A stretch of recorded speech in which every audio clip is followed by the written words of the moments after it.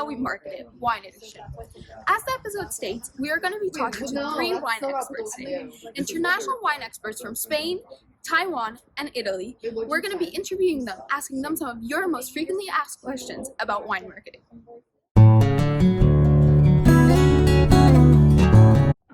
Hello, so our first guest here today is Adriana. How are you, Adriana? I'm good, how are you? Good, thank you. So can you tell us a little bit about yourself, where you're from, how you became a wine lover?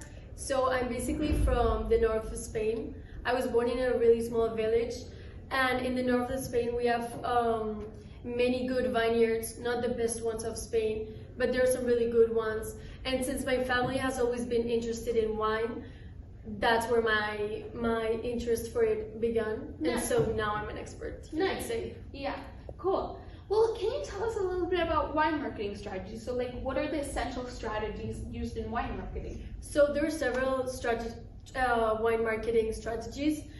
The first one would be label, then brand identity, of course, events, and the most important one, which is social marketing.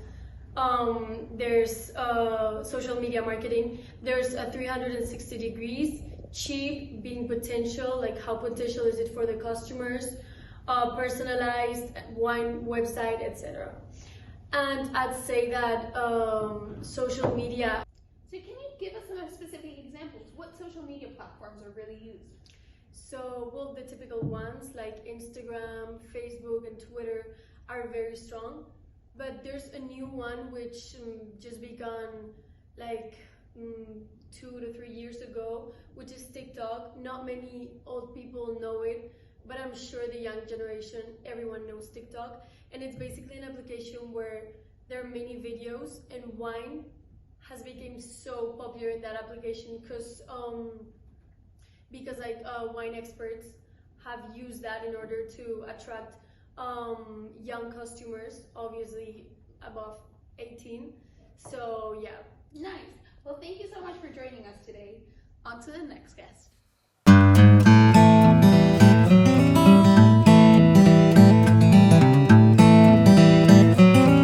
Hello, Tiffany. How are you today? I'm fine. So, you've been an expert in this field for years, but how has social media impacted this field, and how has social media marketing changed over the years? So wine marketing used to be cold and distance, but now today it's focused more on personalized experiences. But in addition, due to the pandemic have changed the customer habits, so the wine producer or the seller has to find a new way to reach out their customer. And before, we used to rely on targeting more on what we call the 4 Ps. And these 4 Ps are price, place, promotion, and which we call this cold or classical advertising. But in order to attract the customer now, we have to move on to the 4 Es, and which are experience, expertise, and evolution and education. And this 4 E's mainly focus more on the social media part. Perfect. Well, thank you so much.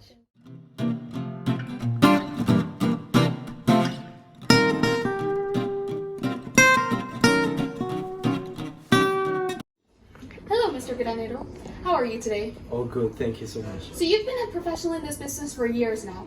What makes a business stand out, and what really attracts clients to your business? Well, to a client, the client doesn't want to be sold a product. He wants to be sold an experience. This is why, to create a bond, we invite clients in our open days where they can see the cellars, the winemaking process, and how the wine is made from the vineyards to the bottling to the shipping to the restaurant. This is why it's very important to us to show and create a connection with the client, with the restaurant, with the distributor, in order to sell an experience to the consumer.